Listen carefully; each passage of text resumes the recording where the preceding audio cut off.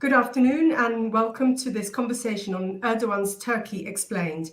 My name is Rosa Balfour, I'm the director of Carnegie Europe, and I'm absolutely delighted to be joined today by my colleague Dimitar Bechev, who is a visiting scholar at Carnegie Europe, but also a lecturer at Oxford University School on Global and Area Studies, and an academic. He's worked in the UK, in the US, and previously at the European Council on Foreign Relations.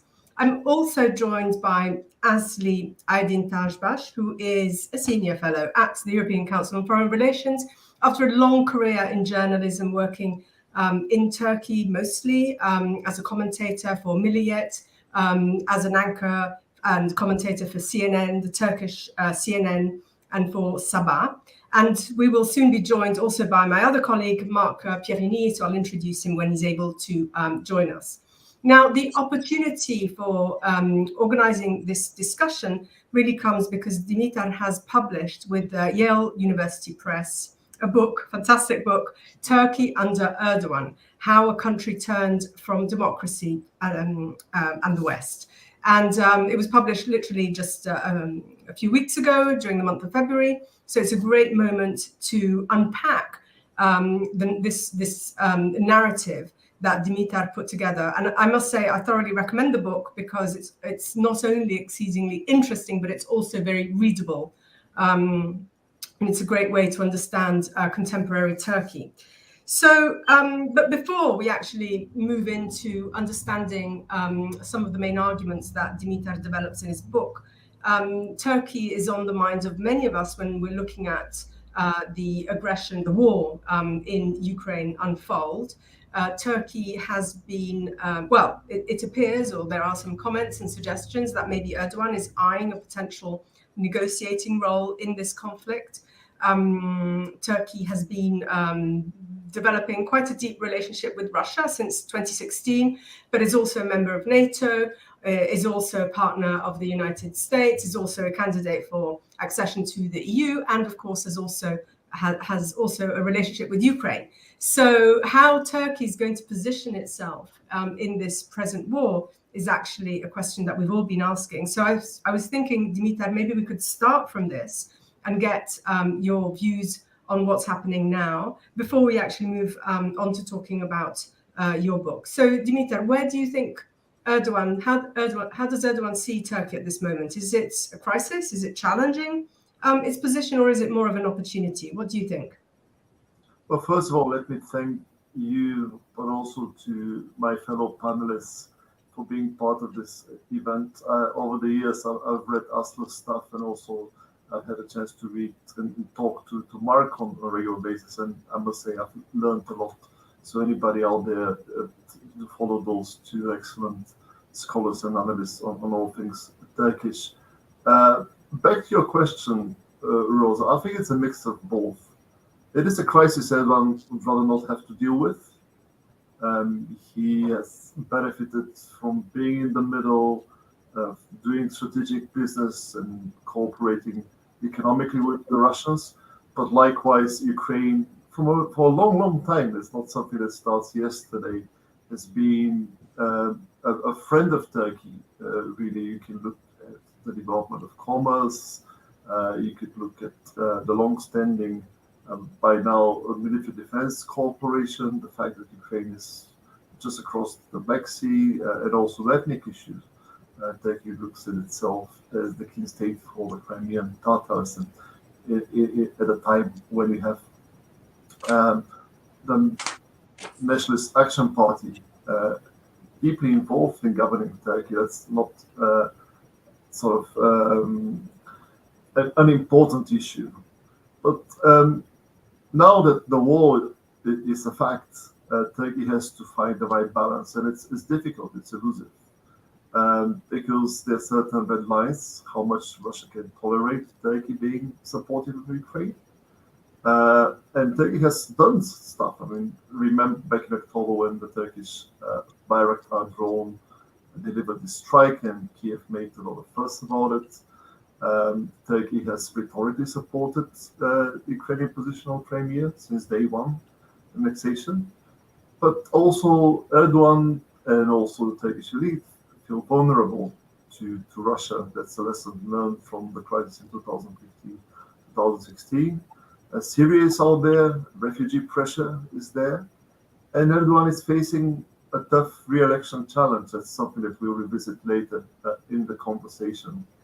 Combined with all the economic hardship, which is bound to get worse now that the energy prices are going up, and the rank and file tax have to struggle hard to make ends meet. That's not something you actually look forward this war dragging on.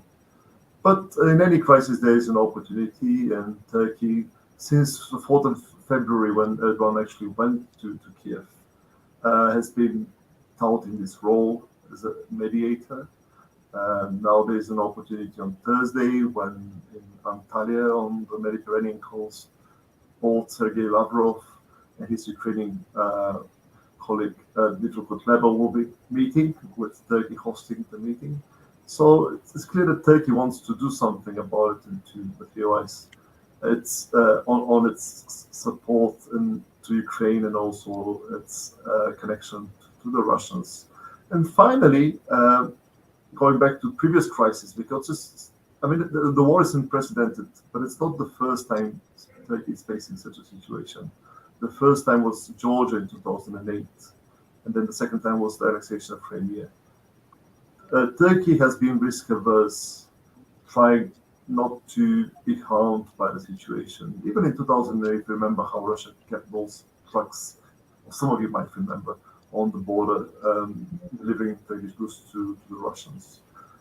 So this time around, Turkey has offered rhetorical support, but has shied away from closing their space to Russia. And also, I'll be really doubtful if Turkey will impose sanctions. That might change. I might be wrong there, but my gut feeling is that they'll try until the bitter end not to be amongst the countries sanctioning Russia. And I'm not. And if the sanctions are to escalate and affect the energy sector, Turkey won't be happy by the situation. So again, it's a combination opportunity, but there's so much danger and risks out there. Thank you, Dimitar. Let me just welcome Marc Pierini, who's a visiting scholar at Carnegie Europe and previously EU ambassador to Ankara, to Tunisia and Libya, and has had several diplomatic postings in the Middle East and North Africa. I mean, that's really been your career, Marc. So welcome to join us. It's okay, there were some technical issues, so you joined a couple of minutes late, but you didn't miss too much. Before turning to you, Marc, I'm actually going to turn to Asli, because you're based in Istanbul, and of course, that's overlooking. You're sort of a frontline country from the point of view of the Black Sea. Do you agree with what Dimitar was saying about how Erdoğan might navigate the present crisis? I do, Rosa, and well, before I answer you, let me say a couple of words of praise for this book that Dimitar has written. And it's soon out. It's very nuanced and detailed, and I think a rich contribution to Turkey studies in general, because Turkey does remain an enigma. Even the question that you pose, what is Erdoğan going to do, is essentially there isn't a clear-cut answer.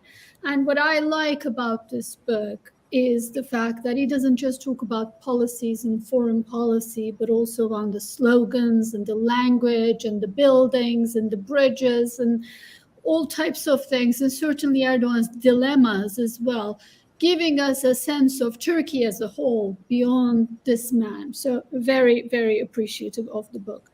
I do agree with Dimitar's assessment. Turkish policy is generally called a balancing act, or hedging, maybe is a more proper term. It's also a little bit confusing to understand and not always hugely consistent on Ukraine. The drones and the armed drones that Turkey has been supplying is a huge deal, and the relationship with Ukraine is a strategic one that is not just weapons sales. For a number of years now, Turkey has been, buying sensitive parts from Ukraine, and there's tourists right now in Istanbul. There's a big shortage of sunflower oil, because it turns out much of it comes from Ukraine and people are panicking and there's queues and all of that. So you never forget the fact that this is a Black Sea country.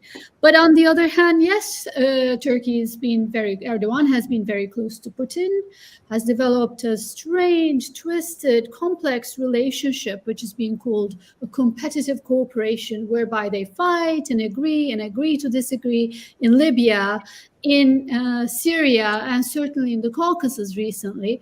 But all of this makes it more complicated. It's not a clear-cut question because, yes, obviously, revisionist Russia that is expanding in Turkey's northern flank is a threat to Turkey. On the other hand, there is very much the economic ambition that Dimitar has talked about. Well, could we get some of the action if Turkey was to not join the sanctions, which I think is very clear that it won't?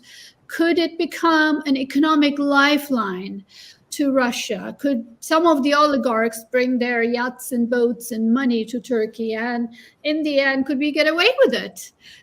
So I think much like the Second World War, there will be a hedging and sort of checking out what the options are, what is on the offer from the West. Turkey has stepped up its engagement with NATO over the past 2 years. 2 years ago, this month is the 2-year mark of, last month actually, February, is the 2-year mark of the killing of 34 Turkish soldiers in a deliberate attack with the participation of Russian planes also in Idlib. On the other hand, it's also a difficult neighbor to manage. So I think Erdoğan will be looking at this, if we answer it from Erdoğan's point of view, looking at this to see if this is that historic moment that can help advance his sort of global agenda, make Turkey a player in a larger great power competition, make Turkey an actor in this new world order that might emerge. And along the way, see if he can also get some of Russia's cash, but also improve relations with the West. I think I say this is a very difficult, impossible to meet golden ratio, but you can always keep trying, I think. Thank you very much, Asli. And Marc, I'd like to turn to you in particular. We talked about NATO. I'd like to ask you perhaps to elaborate a little bit more about Turkey as a NATO member.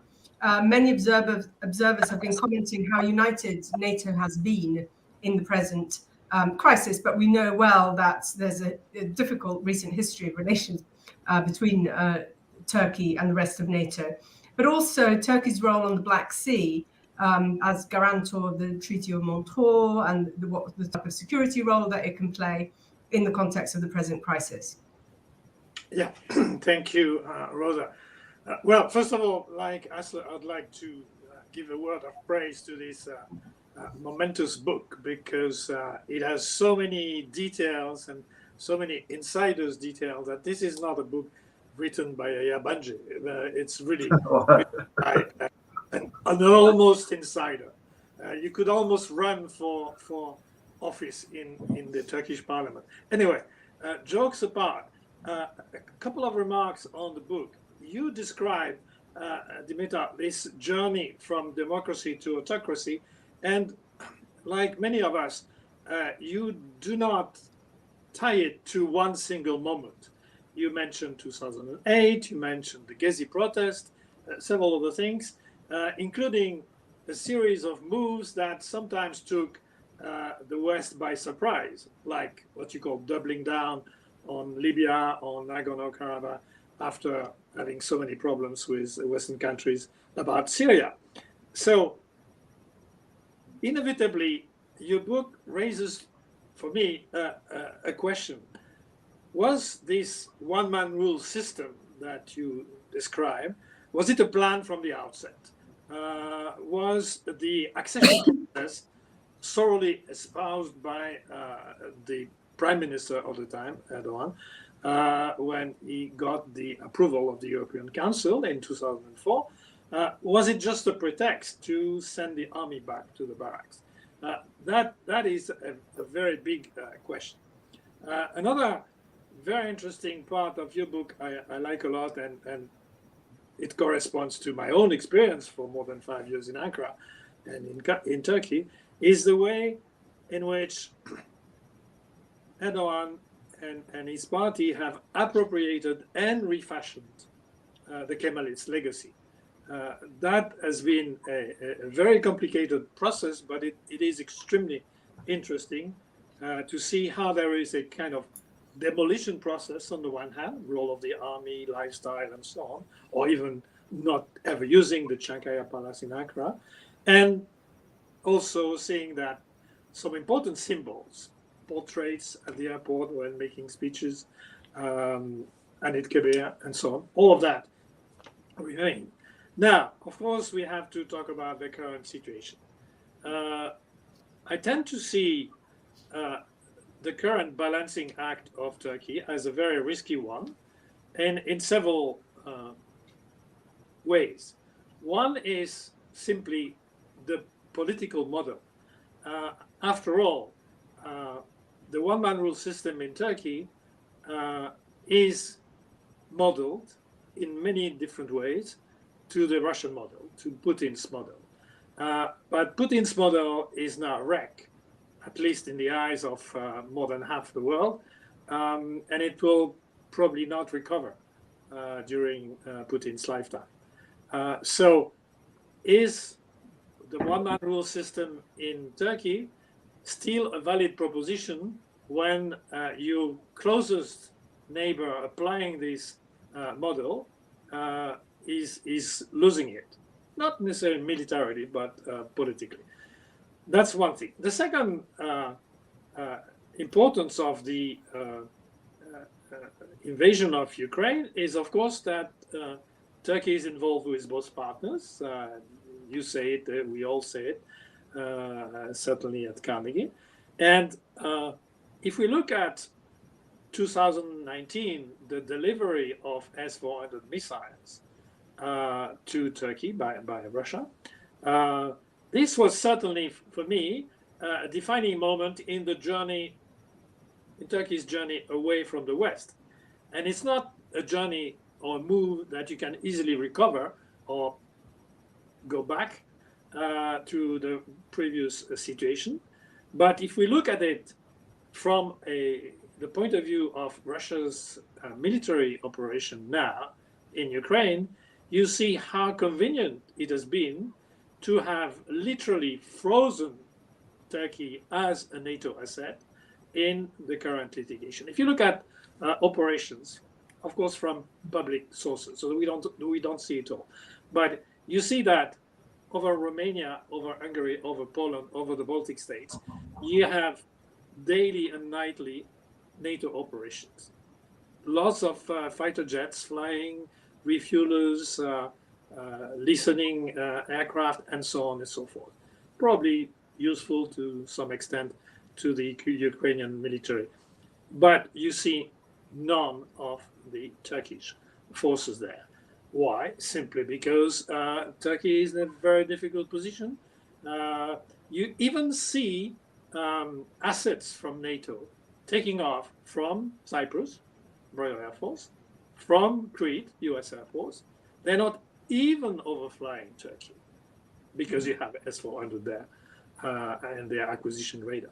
So this split that we have described in many ways at Carnegie Europe between Turkey and NATO, this rift that has been created by the S-400 purchase and near deployment, is today appearing as an additional asset to Russia. This, to me, together with all the economic consequences and the possibilities of retaliation from Russia, the fact that quite a good part of the Ukrainian successes are linked to what you mentioned, the Bayraktar TB2 drones. This is illustrating the way that the balancing act is becoming a kind of high wire act. And at one point, if and when the Russian economy collapses completely, which could happen with the upcoming sanctions, because you have another 1, 2, or 3 batches of sanctions coming up. What will Turkey do? It cannot escape the fact that it is a Black Sea power. Soon, the gas resources that Turkey found in its exclusive economic zone will come into production. That will be relief, but still, it is a Black Sea power in trade, in tourism, in military trade with Ukraine at least, and of course with Montreux. With the complete control, which may happen, not sure yet, of Russia over the northern shores of the Black Sea, is the continuation of the Montreux Convention as it is conceivable? Is Canal Istanbul still a valid proposition? Not sure at all. So I think the NATO episode, the S-400 episode, Turkey versus NATO, has been sort of pushed aside. A lot of moves to patch up between Ankara and Washington, but nothing very definitive yet. And I think this crisis, despite all the good diplomatic efforts of Turkey, may not improve the situation at all. So this is my remark. Thank you very much. Thank you very much, Marc. And I think a lot of the points that you raised, especially about Turkey as a Black Sea power, really bring us into the next topic that I'd like us to address. And maybe, Dimitar, you can also bear in mind some of the points that Marc raised. But let's focus on Turkey's foreign policy for the next 10 minutes or so.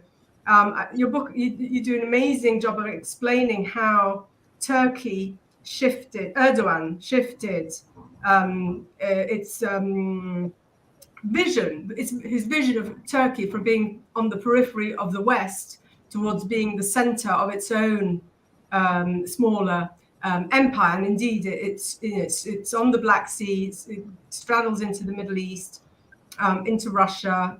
And we've seen several episodes through which this has taken place over the years. Remember the sort of zero problems with neighbors, or Erdogan's response to the Arab Spring and the failures, and then in the operations in Syria. And now it's actually quite an extraordinary journey that Turkey has undertaken. Can you give us a bit more about this journey, this vision, this picture, and how we got to where Turkey is now? And I'll ask you perhaps just to stick to 3 or 4 minutes, so that we can actually cover a lot of the topics that are in your book. Well, the book is about Erdoğan. It has Erdoğan on the cover. But if you read carefully, it isn't about Erdoğan, because the journey itself starts much earlier than him. There's Turgut Özal. He's the founding father of this policy, and some other politicians from across the spectrum. The late Foreign Minister Ismail Cem have also been instrumental. So when you think about foreign policy, you have to think about structural conditions in the region, and obviously the end of the Cold War and the Turkish experience with growth and institutional development is a big part of the story. So yeah, Erdoğan harnessed this energy, but it's not that Turkey was not trading with Russia before. It's not that Turkey was not engaging Ukraine. It was not promoting rapprochement with the Assad regime after 1998, and so on and so forth. Iran is obviously important. By the weight of Turkey in economically, militarily, it's bound to be a magnet. And I should underline that the experience of building democratic institutions in a very difficult terrain was part of its assets. Erdoğan made the most out of it, and what he did as well, not just him, but the whole AKP cadre, was to inject some ideological content into this thing that was happening anyhow under different administrations in Turkey, in the sense that the Ottoman reference, Muslim unity became much more important than before, and so on and so forth. There are several discontinuities in the policy of making Turkey great again.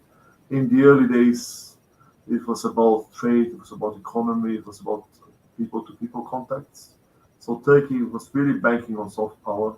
And I think the war in Syria was a turning point because it turned out that military power was the ultima ratio. Turkey fell back on this.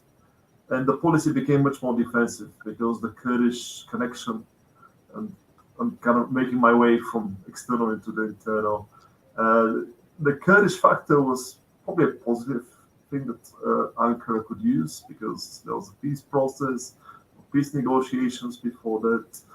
The big success was northern Iraq, the Kurdistan regional government. But after 2016, maybe 2015, when the Kurds started expanding in Syria, the past kicked back. So the policy became not about promoting Turkey as a conflict troubleshooter and promoting peace, trade, basically the whole EU agenda in a different Islamic packaging. It became about Turkey protecting its national security and clamping down on Kurdish militants in Syria and Iraq. So there are two things to bear in mind: the continuities in the policy, and how under the AKP the policy underwent several permutations. Now we may be looking at another permutation. I mean, as we speak today, the Israeli president is in Turkey. Turkey is still resetting relationships with Saudis, but also with United Arab Emirates, looking for openings. The phase where Turkey was just sending the troops around its borders probably is now coming to a close, and we are witnessing another phase. And not just regional events, but also global events might bear on it. So that's a convoluted way to say that it is complicated, and it's not about Erdoğan, and we haven't seen the last chapter in this story. Thank you, Dimitar. Asli, I'd like to bring you in. I think you've done a lot of work also on Kurdish question in Turkey, so maybe mention that a little bit, and that also helps us straddle the sort of foreign policy and domestic policy dimension, and this shift that took place from a country that was proposing democratic reform in the 2000s when under Erdoğan Turkey was accepted as a candidate country and started negotiations towards what is now a authoritarian regime, albeit with elections. So can you just maybe elaborate a little bit on the Kurdish question and Syria, and maybe bridge that connection between foreign policy and domestic policy? Sure. I think this inside-out dynamic that Dimitar has touched upon is extremely important in understanding Erdoğan and making sense of what's happening in Turkey right now. Authoritarian regime, for sure, increasingly so. But on the other hand, I think we'd all agree that it's nothing like Russia or China. I think Dimitar calls it competitive authoritarianism in his book. It is a regime, and it is competitive in the sense that Erdoğan is the survivor of many battles internally, whether it's from bureaucracy, judiciary, having to win elections, make alliances and wreck up alliances that he has made and switch partners, and whether it was Gülenists or Kurds and liberals, and now with the nationalists. Rise of nationalism, though, has been the hallmark of Erdoğanism, to use Dimitar's terminology again, since the failed coup attempt of 2016. It is also the sort of default ideology that works over the maximum number of people. Having said all, I think the Kurdish issue is partly in this context. There's a very rich discussion on how the peace process with the Kurds broke down in 2015, and how Syria and the Kurdish gains in Syria has led has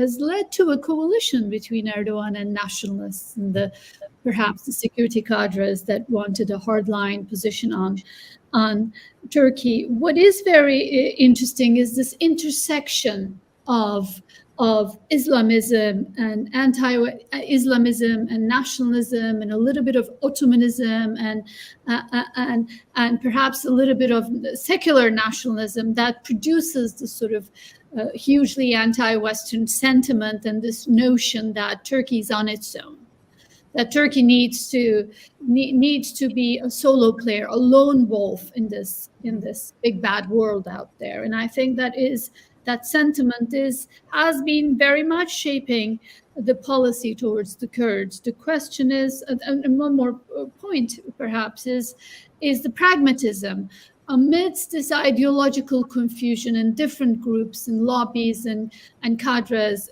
within the state and out there within society, this very fragmented picture. Erdoğan cobbles up, at the end of the day, he cobbles up a coalition, often a winning coalition, but it's a coalition that he is an ideological or sometimes actually a political coalition, as we have right now with MHP. The question is the survivor of many domestic battles.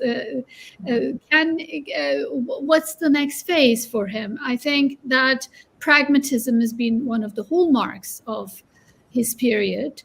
Pragmatism in the form of alliances and ideologies and pro-West and anti-West and pro-Putin and perhaps the next phase is really unknown. But Kurds will clearly be part of this picture. I do not know which direction Erdoğan will go. The overwhelming need will be winning the next elections in 2023. It's very unlikely for Turkey to go back to the peace process of any sort under his regime because it's been the nationalist sentiments and the new bureaucracy has just been constructed in such a way that makes it impossible. But other interesting ideas and trade-offs and pragmatic solutions are possible, not just with Kurds, but also with the West and EU. And I think that's what he would be probably aiming, trying to maximize domestic gains in the end to win the 2023 elections. Thank you, Asli, and you've bridged us to the 2023 election. So I'd like to turn to Marc about that, because you and our colleague Francesco Siccardi wrote a paper which we published at Carnegie Europe at the end of December last year with 3 scenarios. So we know we have this big presidential election that is taking place on next year, and of course it coincides with the 100th anniversary of Turkey itself. What are your prospects for the future, Marc? And then I'll also ask Dimitar and Asli. But before I do that, Marc, before I give you the floor, let me just encourage our audience. If they want to ask any questions or if they have any comments, they can do so either by writing in the YouTube chat, which you should see on screen, or through Twitter on the Carnegie Europe handle. That's Carnegie_Europe. So please feel free to put your questions or comments, and I can read them out and get our speakers to respond. But before we do that, and while everyone puts their thinking hats on, let me ask Marc how you see the future of Turkey, especially with this big turning point. Well, this big date looming in 2023. Yeah. Well, first of all, a remark following what Asli just said. Mm-hmm. We in the European Union, we tend to see, and there are many comments about that, Turkey's foreign policy under Erdoğan as sort of zigzagging all the time. It's not exactly so. It is zigzagging, but for a reason, which is elections or domestic politics, if you will. Remember one single example. There was a peace process with the Kurds. That was not launched by the Kurds themselves, were launched by Prime Minister Erdoğan. And it lasted, but there were contacts and people very close to the Prime Minister and then the President were in charge. And one day in the legislative elections of 2015, suddenly the HDP became, in a very big way, the third party in Turkey. And the policy was entirely reversed the following months or 3 months, and then there was a rerun, and then the AKP won. Similarly, look at the coalition with Nationalist Party MHP. Who would have said before that coalition became effective that suddenly the president would espouse the Mavi Vatan theory, which basically was invented by his arch enemies on the political spectrum. Mm-hmm. So there's a lot of pragmatism, if we want to be using a very kind word, or a lot of opportunism. And I think this is what we're seeing now. We're seeing this balancing act, juggling act, whatever, between Russia and NATO as a way to survive a very deep crisis. Now, you're asking me about elections. Who am I as a foreigner to give a comment on the elections? I think we have scenarios. We've described that in the article with Francesco Siccardi. Everything can happen at this point. I think one of the very new elements since we published this article in December is, of course, the conflict in Ukraine and the way in which maybe not, Turkey will have to choose between NATO and Russia.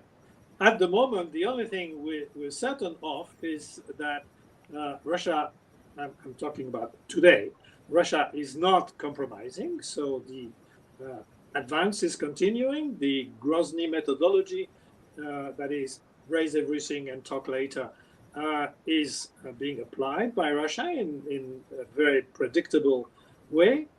We now have 2 million refugees in just 13 days. We'll soon be at 4 or 5 million. And civilian buildings, property, not just military infrastructure or economic infrastructure, is being erased. All these other stories, horror stories that we can see every day, that will not stop unless something very dire is done by NATO. But we're not seeing this yet. It may be that at one point Turkey will be politically or morally compelled to say something more than it is saying today. It's fine to condemn, it's fine to offer mediation. I don't think Vladimir Putin cares at all about Turkey's mediation. He wants to talk to President Biden, period. We'll see. It's fine that Turkey voted the resolution in the General Assembly of the United Nations. Speech by Ambassador Sinirolu was remarkable, but all these are words and positions. At one point, Turkey will be under pressure to do something more, because it might otherwise be attracted by the economic collapse of Russia, which is inevitable, and which is, as we all know, one of the only reactions that the Western countries can produce in this invasion of Ukraine. So there is a very big dilemma, and we cannot, I think, make predictions at this point, except for the one thing Asli just mentioned, which is, and that I and others have written many times about, which is that this is the election President Erdoğan cannot miss, and this is the centennial celebration he cannot miss. So he will do everything in his power to win this election, but everything he is likely to do under the current situation today is going to put Turkey a little bit more away from the West. That is one very big problem. Thank you, Marc. I'm going to ask Dimitar and Asli the same question about how you see the future in light of the 2023 elections. And then we're starting to have questions coming in. And I'm going to have to be selective because in the interest of time. But let me get your takes first, Dimitar and Asli, if you can make it reasonably brief. and then I'll ask you each one of the questions that have come in. So well, one yeah. year is a long time in politics. Erdoğan is having a real hard time right now. AKP is falling at abysmal levels, 30-something%. I mean, Asli might have some up-to-date numbers. So it's a tough one to pull off. I mean, there is a real likelihood he'll lose election. The issue is by which margin. If the margin is small, and again, the swing constituency is the HDP, which is the hidden partner. You had those 6 parties coming up with a common position, but the 7th party that was not present in the meeting, calling for a reinforced parliamentary system, is the one probably that matters a lot. So Erdoğan might lose the election, but by a small margin that might actually help him rig the result. That's a real risk, I think. Longer term, I'm much more optimistic. I don't think this one-man show is sustainable. Turkey has shown a lot of resilience in terms of political participation, the opposition learning to cooperate across different ideological and identity divides, putting common candidates. Civil society seems to me is in good shape. You know, he has 70 years worth of democratic experience. Again, compare that to Russia. How many competitive elections Russia has witnessed and how many fasts of power. And then you realize what's been achieved by Turkey. So longer term, Turkey, I think, will eventually evolve into its old self, which won't be a model democracy. It won't be the UK or even Italy, or much less Scandinavian model democracy. But it won't be the Erdoğan system. In terms of foreign policy, it's a new Turkey or post-Erdoğan Turkey that will emerge eventually. It's not necessarily a friend of the West, though. Some of the balancing acts and regional ambitions will still be there. But I'm curious to see what Asli thinks about 2023, which is, of course, the centennial of the Republic.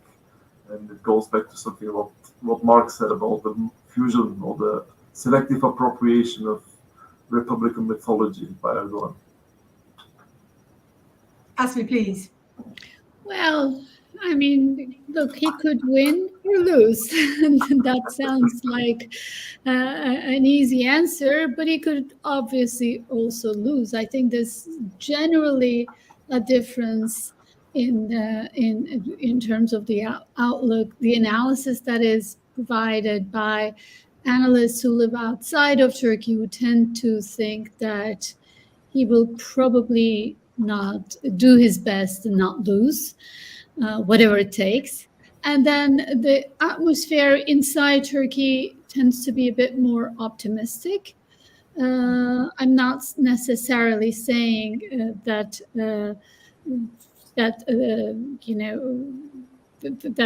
we have a way of knowing this, but he does face an anti-Erdoğan majority. And on top of that, I think Turkish elections have been typically transparent enough. It's everything that happens until the day of the election, but when on the day of the voting, when it comes to what goes into the ballot is, at least until now, has been coming out of the ballot so I think that there is reason to be optimistic about Turkey's democratic resilience. The thing to watch would be efforts to split up the opposition or try to split up the Kurdish vote, whether through a deal with Öcalan himself or something else, and marginalizing HDP, perhaps, closing it down. But it's clear that he's sort of hedging his bets and could go in either direction. I think it's too early to say, but the fact that opposition is getting together, that they have put it out there and convinced a large part of the public that the current system is not good, the Erdoğan style, what Marc has called the Putin style system, the one-man regime, to put it blankly, is not good. I think that is important, and for the long term, whether it's 2023 or afterwards. I think this is important. There is no more public support for this type of a management. I think that global events will also matter. What happens in Ukraine and the type of new order, his relationship with the West, and of course, finally, the economic situation. I think clearly the president is hoping he can make some gains on the economic front from Russia's collapse. As Marc has said, that's not so easy. Because of the connectivity between the two economies, but also global connectivity and the fact that Turkey's risk premium is now at a record 700, and the government is barely able to hold the lira stable by continuing to sell the family silver. So a year is a long time, yes. The trends are troubling for Erdoğan. He can still win by pulling a rabbit out of the hat, because he has in the past. But that rabbit is not so much the push and pull that might happen on the day of the election. It's everything that happens, the big political events and trends and policies that happen until that day, I think. Thank you very much, Asli. Now, I have several questions in the chat, and we have 10 minutes exactly. So, A, you're going to have to answer in pills. B, you can't answer them all. One of the questions is on Cyprus. One of the questions is on who are Erdoğan's advisors. One of the questions is on relations with Greece. And one of the questions is, to what extent is Turkey a reliable NATO member? So maybe I could ask this latter question to Marc. 2 minutes, Marc, and then we'll play by ear on the other questions. Yeah, well, clearly Turkey is in NATO. A lot of misgivings within NATO, but no exclusion mechanism, as we all know. So it is a sort of survival by the day.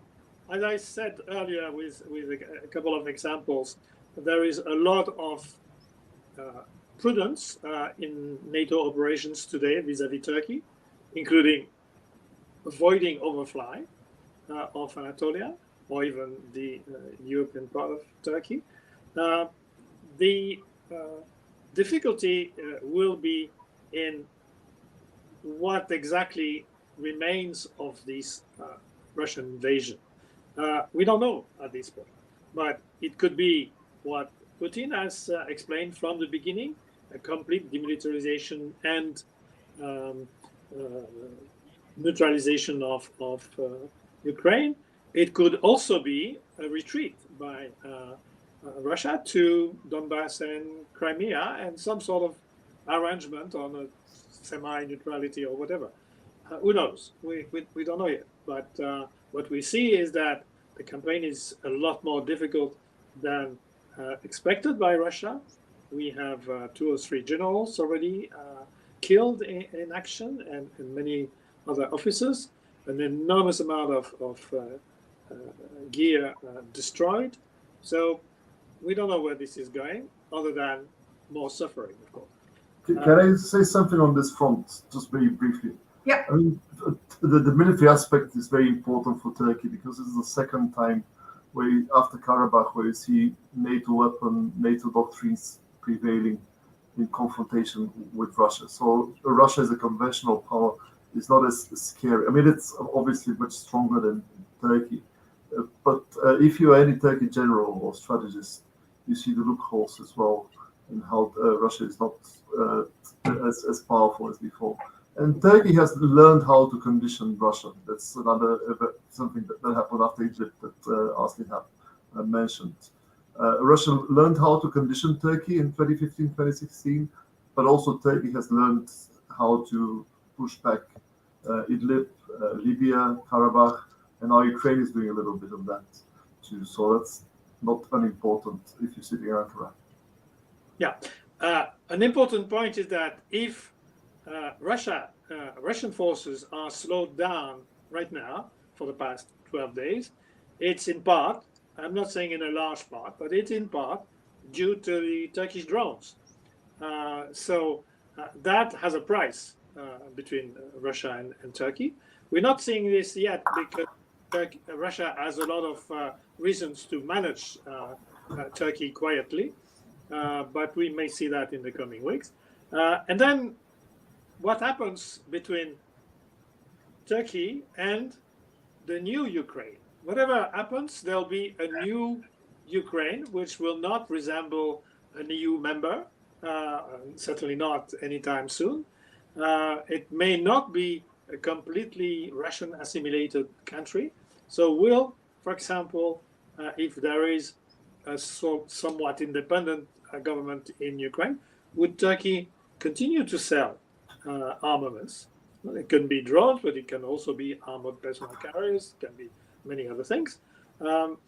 We don't know yet. So that is a massive uncertainty, all the more so that you are going inevitably to see the NATO borderline with Russia reinforced considerably from Estonia to Romania, that's for sure.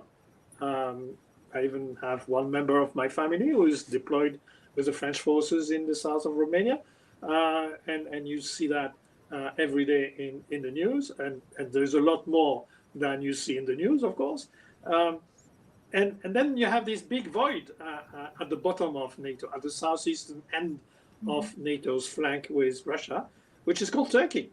So what is going to be decided by NATO versus Russia plus Belarus plus eventually Ukraine for the coming years will inevitably compel Turkey to take a position.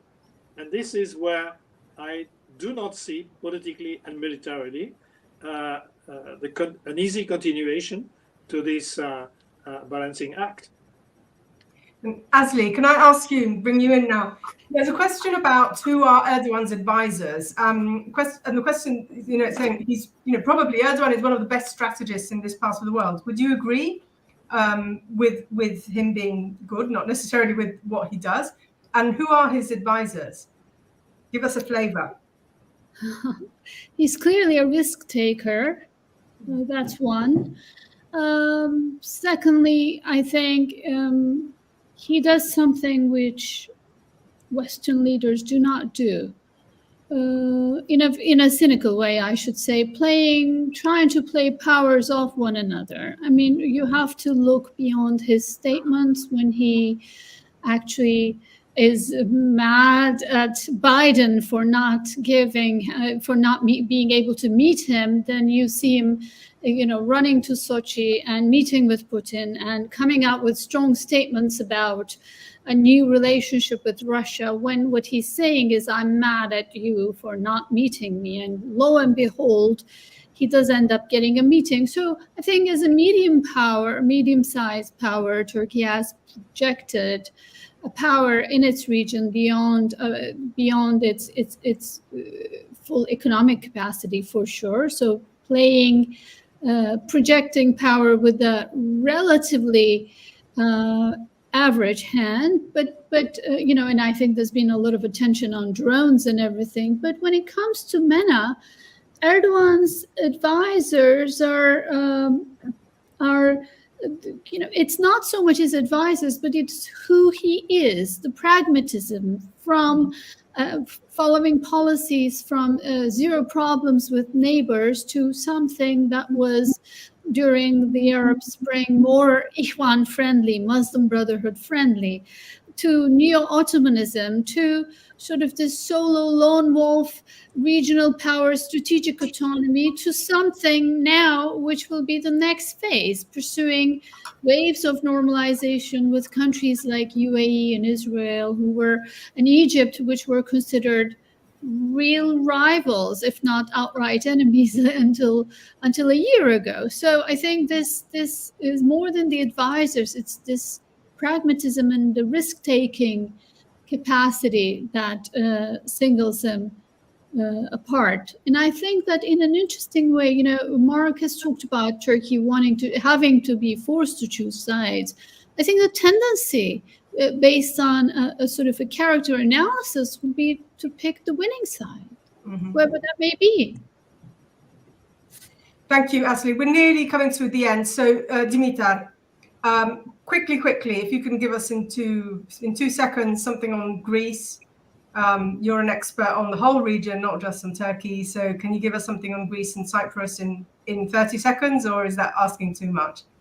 Well, it is obviously, it's a long story, but just to pick up where Asli left, the current episode reminds me of Turkey in the Second World War, when İsmet İnönü avoided picking sides and ultimately picked the winner towards the very end of the war. And he had to confront with public opinion, which was heavily skewed on the side of the Nazis. So you see a lot of commentators now rooting for Russia in the Turkish sphere, fellow troublers of the government. So history doesn't repeat itself, but as we know, it echoes. On Greece, we are not in a bad spot because there is detente of sorts. Tensions might re-emerge, but for now, I think Turkey has a bigger fish to fry.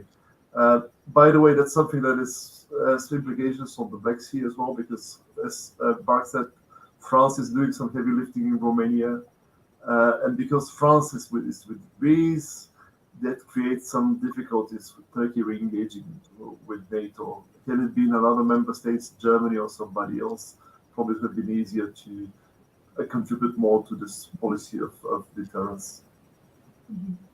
Thank you very much, Dimitar, and we've run out of time. So let me first of all start by thanking all the speakers for joining us.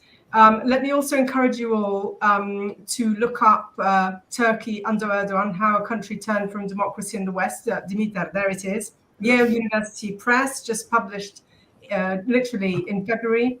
Let me thank you all for participating, for all your questions. I'm afraid we haven't been able to answer them all. We might have to do another event soon so that we can engage with this community of Turkey observers and observers of Southeast Europe and beyond. And last but not least, let me thank our team who put this together. Cyrine, Alice, Francesco, Indra, Midori. These are the people who are behind the screens. You can't see them, but they really make these events happen. So thank you very much. I look forward to engaging with you soon again and with our scholars as well. Thank you. Bye-bye. Thank you, Rosa. Thank you. Teşekkürler. Okay.